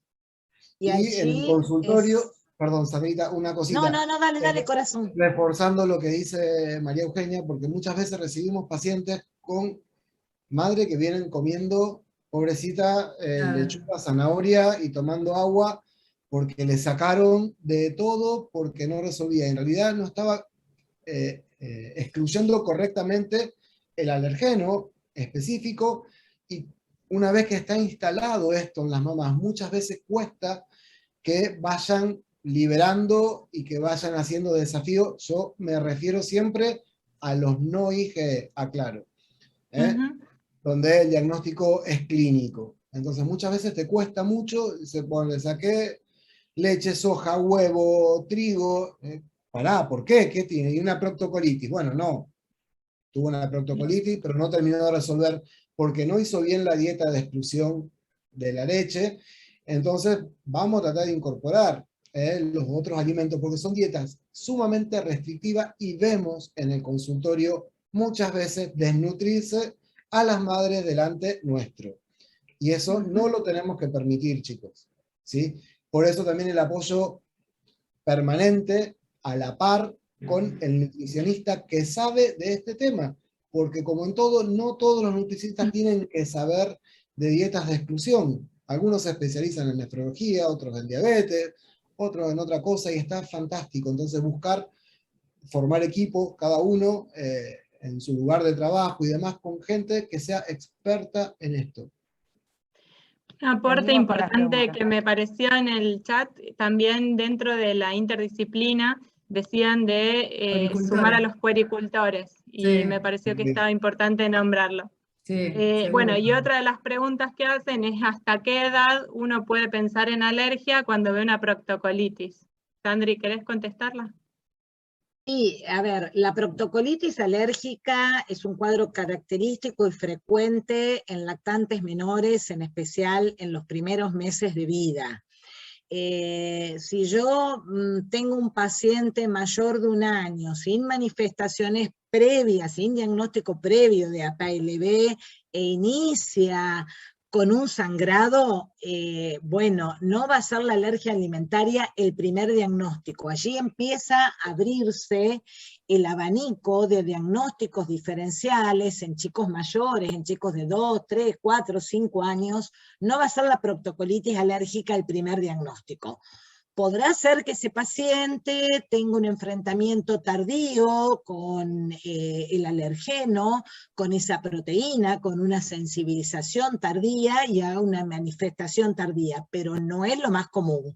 Entonces allí sí entramos a buscar otros diagnósticos como contó Gustavo, como las gastroenteritis virales, parasitarias. No se olviden, en zonas endémicas, no muy lejanas a Rosario, como es el norte de la provincia de Santa Fe, la amebiasis, la amebistolítica, las enfermedades inflamatorias, la hiperplasia nodular linfóidea, etcétera, etcétera. Impecable. No sé si... Sí. Acá hay una pregunta que dice... Ay, ahora Acá, chicos se me perdió. Bueno, yo les digo, seguí hay una con para una, dale. alergistas. Dale. Para ustedes, chicas, acá preguntan si en un lactante exclusivo el huevo pasa de la misma forma que la leche de vaca por la lactancia materna, digamos. Sí, sí, sí. Sí, leche, huevo, trigo, frutos secos, maní. Sí. Pasa. Pero bueno, vuelvo a ya que estoy con esta pregunta, voy a volver a insistir en esto de que recién decían de las dietas de exclusión. Está bien, todo pasa, pero pensemos en los alergenos más frecuentes, porque justamente ahí habla una chica nutricionista, Mariana, que ella dice que las madres están con miedo de introducir. Bueno, habrá que ver el contacto cruzado, que no haya, pero que tratemos de excluir lo que más pensamos, lo más frecuente, eso ya lo dijimos. Pero había otra pregunta. Sí, y en forma escalonada. Y en forma cuando el parto- escalonada, o sea, primero excluimos la leche porque es el principal alergeno que en nuestro país produce alergia alimentaria y vemos si mejora el paciente. Si no mejora, bueno, iremos sacando otros alimentos, pero de a uno, no todos juntos, porque eso sí lleva a la desnutrición materna. Y tener en cuenta que, yo insisto, yo sé que se dijo y demás, pero yo lo veo que muchas mamás que tuvieron bebés con alergia alimentaria en el embarazo siguiente, por más que no se lo indicó nadie, hacen dietas de exclusión. Y eso no está indicado y no previene el desarrollo del bebé gestante de alergia alimentaria. Ahí preguntaban con respecto a la disbiosis de una mamá, bueno, que la voy a unir a la otra pregunta, cuando el parto es por cesárea, si realizan algún procedimiento para la microbiota.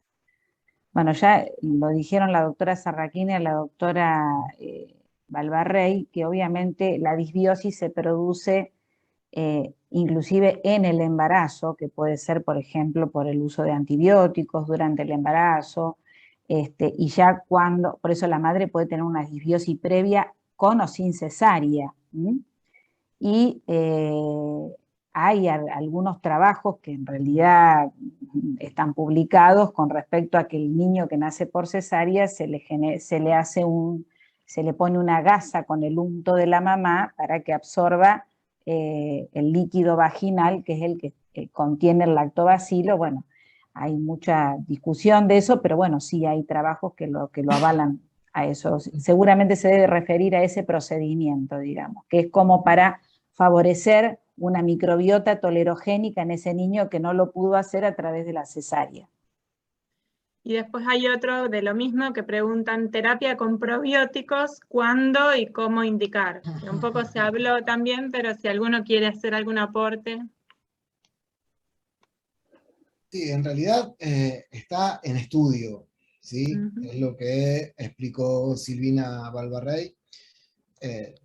Por el momento uno no puede indicar una terapia una terapéutica con probióticos para el tratamiento de la alergia alimentaria. El tratamiento que tenemos hasta la fecha es la dieta de exclusión del alergeno en la mamá, si está dando la teta, o en el bebé, si se alimenta hoy con biberón, o si ya está comiendo semisólidos. Sí, hay muchísimo trabajo, y en breve, seguramente, quizás en el curso del año que viene, la recomendación posiblemente sea otra, pero hoy no podemos recomendar ningún probiótico para tratamiento de alergia alimentaria. Sí hay fórmulas hidrolizadas extensas y fórmulas de aminoácidos que contienen probióticos o contienen simbióticos, que son pre y probióticos, y que cuando se acompaña la alergia alimentaria de una sintomatología, signo-sintomatología compatible con una disbiosis intestinal, bueno, también podemos elegir esa fórmula. Eso totalmente, yo me refería a un tratamiento dado las gotitas. Sí, extra, a eso me refería. se refiere a eso la pregunta. Hay más estudios hechos con cólicos que con alergia, Sí. pero no nada contundente como para indicar aún. Exactamente. A mí me gustaría veo una pregunta acá que me gustaría volver sobre un concepto que dijimos al principio. Cuando reintroducimos leche, no reintroducimos deslactosada, no tiene ningún sentido reintroducir la deslactosada. Y una pregunta que perdí, pero que hablaba de si era frecuente la invaginación intestinal en pacientes que no hacían dieta.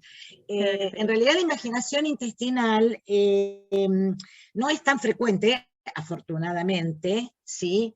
Y no está directamente relacionado con que si el paciente hace o no la dieta, sino con la capacidad de respuesta de la mucosa intestinal y del tejido inflamatorio intestinal en agruparse formando nódulos, agrandando esas placas de Peyer, que son las que actúan como cabeza de la invaginación. Es decir, una cosa es tener un intestino con un gran componente inflamatorio difuso, y otra es con una hiperplasia de esas placas de Peyer. Y eso tiene que ver, en parte sí, con la reacción con el alergeno, pero también con una sensibilidad individual, ¿sí? No sé si las alergistas están de acuerdo.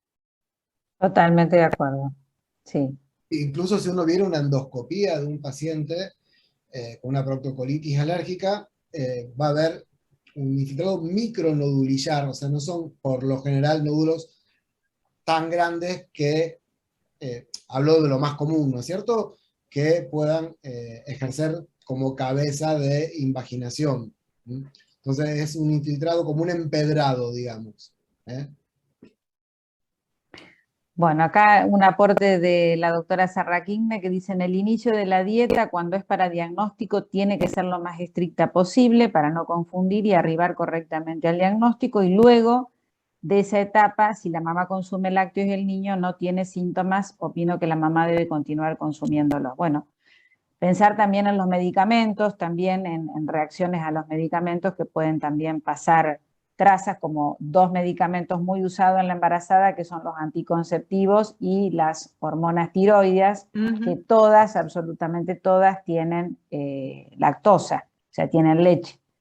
Entonces el método hay que cambiarlo, el método anticonceptivo, y en caso de la T4 tendríamos que pensar en hacer alguna libre de lactosa, en los muy sintomáticos.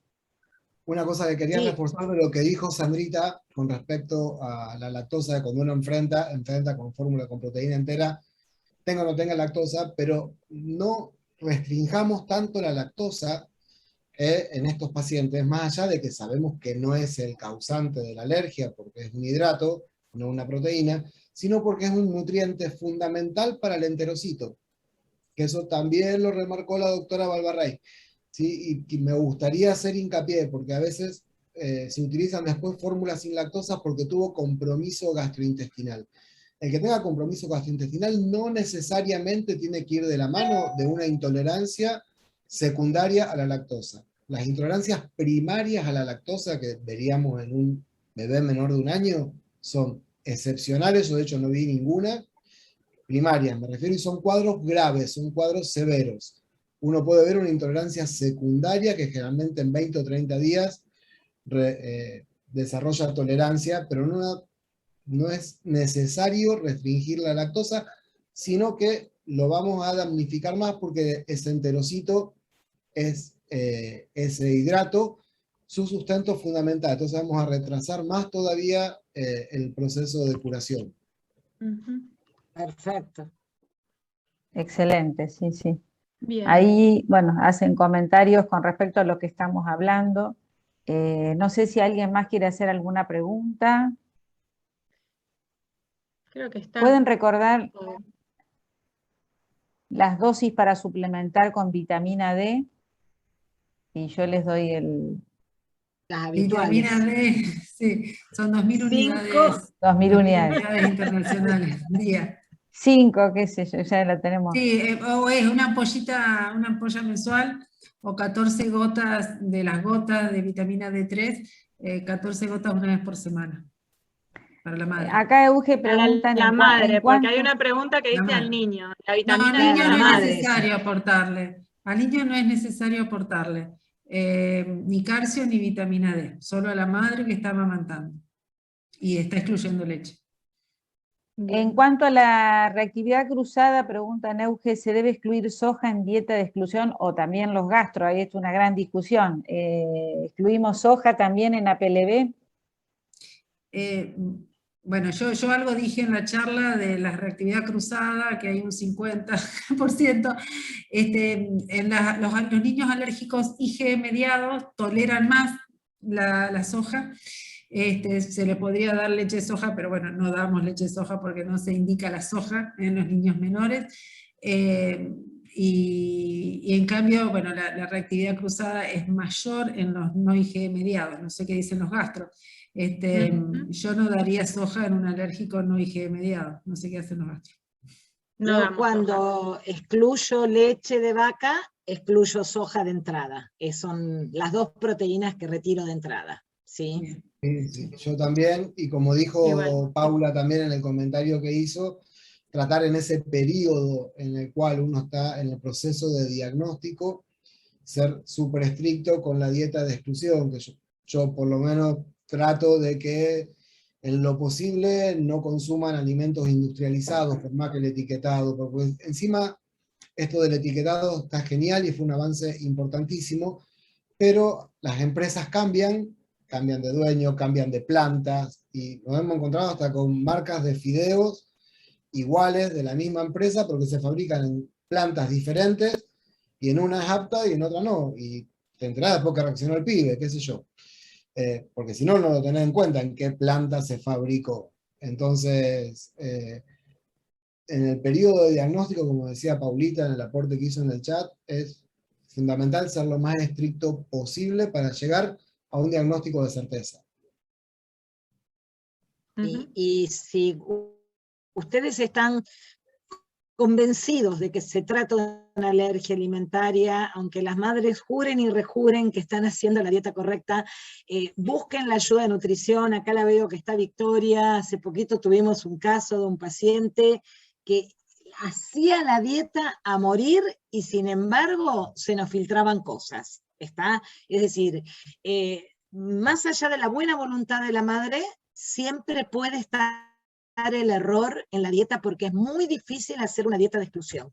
Entonces, a veces no hay que seguir avanzando, sacando nuevos alimentos, sino estar segura de que yo retiré leche y soja, pero estar absolutamente segura de que no se está filtrando en ningún lugar de la dieta. Y también tener en cuenta que nos pasó con un paciente en común, con el doctor Diego Marmaruso, que la madre había sacado todo, porque todo le hacía mal, todo el niño tenía síntomas, y era el hierro. Suspendió el hierro es irritante, no era la marca que no era apta, era el hierro. Suspendió el hierro y dejó de sangrar, pero eran sangrados importantes, no eran estrías ni puntitos de sangre, eran sangrados abundantes.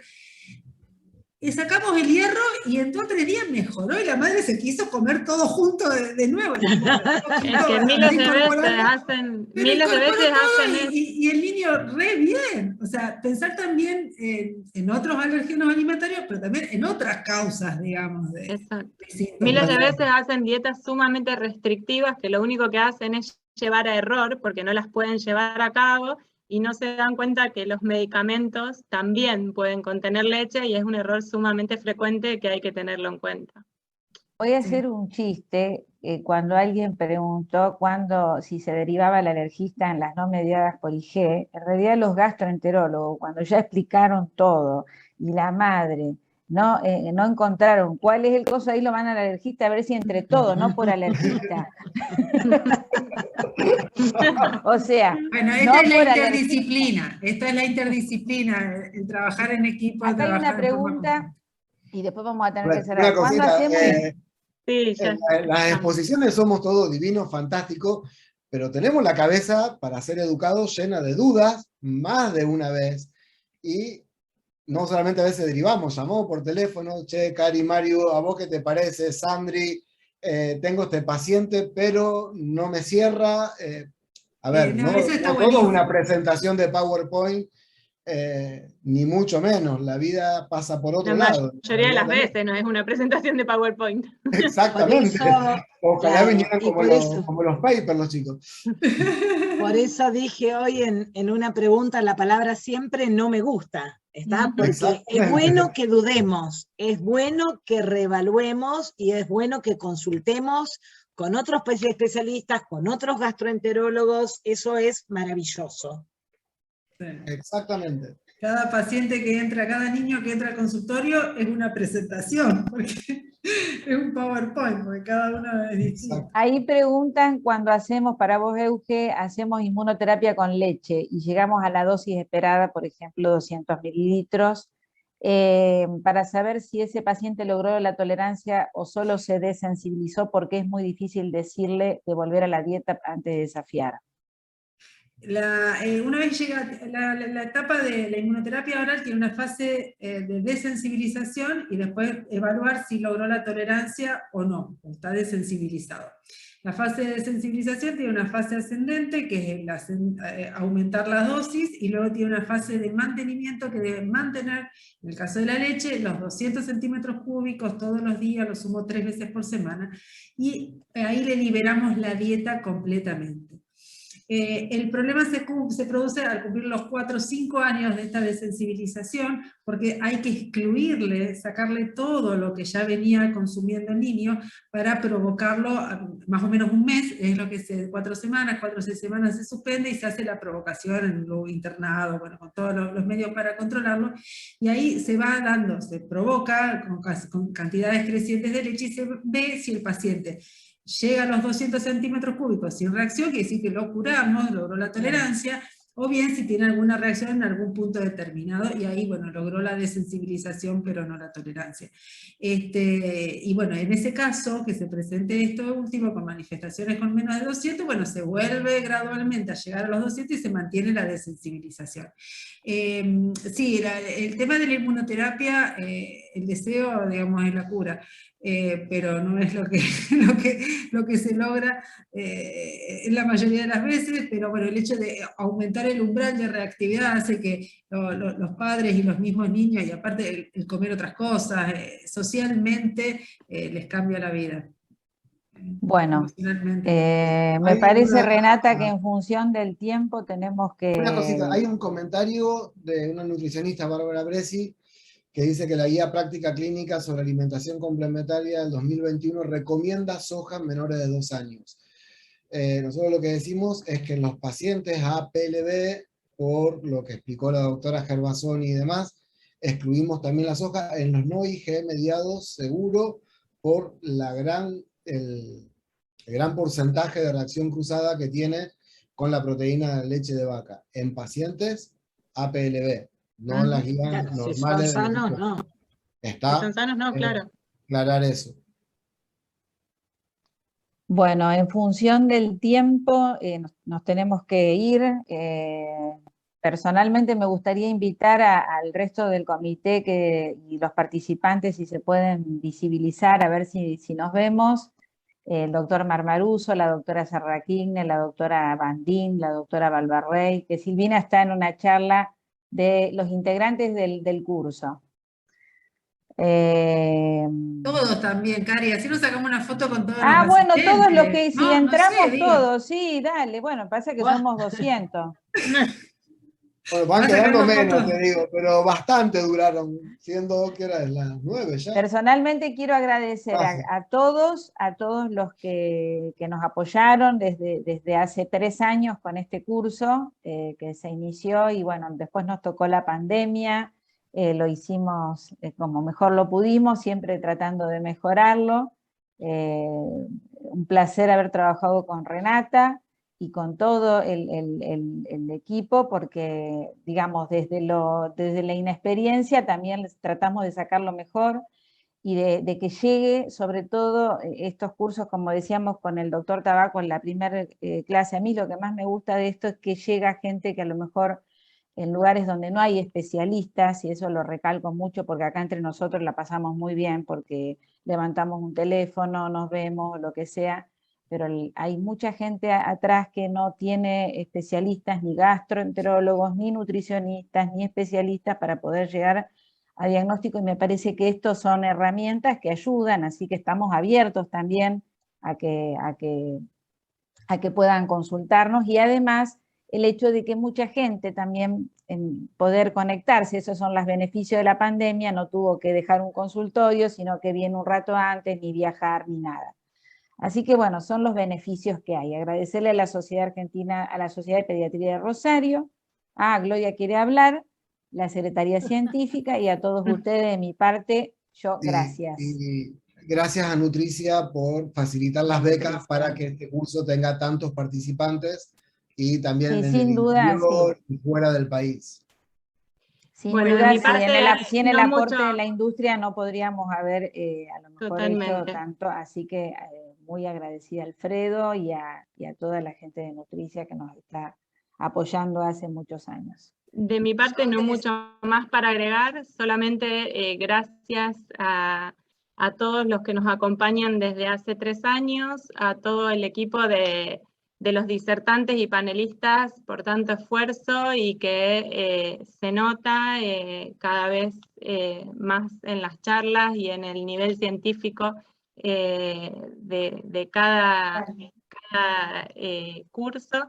Y bueno, como ya lo dije en otra oportunidad, acá se ha formado un grupo de amigos, es un placer poder trabajar con ustedes.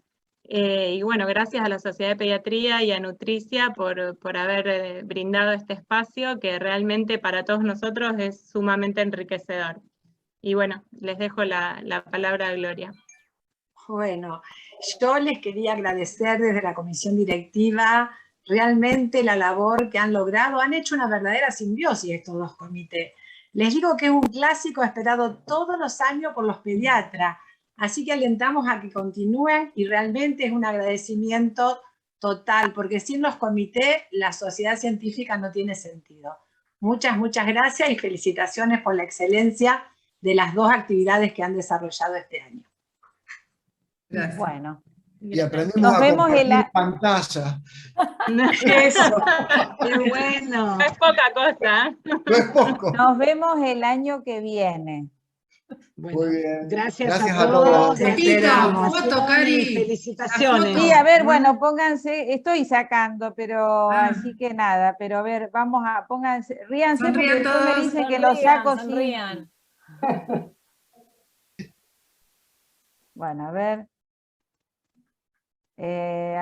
ahí estoy sacando, espérenme porque es una función nueva. Que también he aprendido. Eso sí que no sé yo. No, chicos. Por suerte nos complementamos, Cari, ¿viste? Sí, totalmente. Ahí está, chicos, salió la foto porque la última no había salido, así que. Bueno, gracias a todos. Bueno, Gracias a todos. Gracias. Las charlas quedan grabadas, porque están preguntando, quedan grabadas, va a haber certificado, todos se conectan al mail de la Sociedad de Pediatría, van a quedar grabadas. Simplemente que ahora vamos a tener un proceso de edición en estos días y para después darle la charla completa. Vamos a borrar todo lo que no se puede escuchar. Generalmente les mandan por mail el link cuando está ya Con editado. todas las charlas juntas. Exacto. Bueno, Bien. muchas gracias por todo. Buenas Gracias a los que noches. hicieron el aguante. Gracias. Saludos a todos. Adiós. Chao. Hasta luego.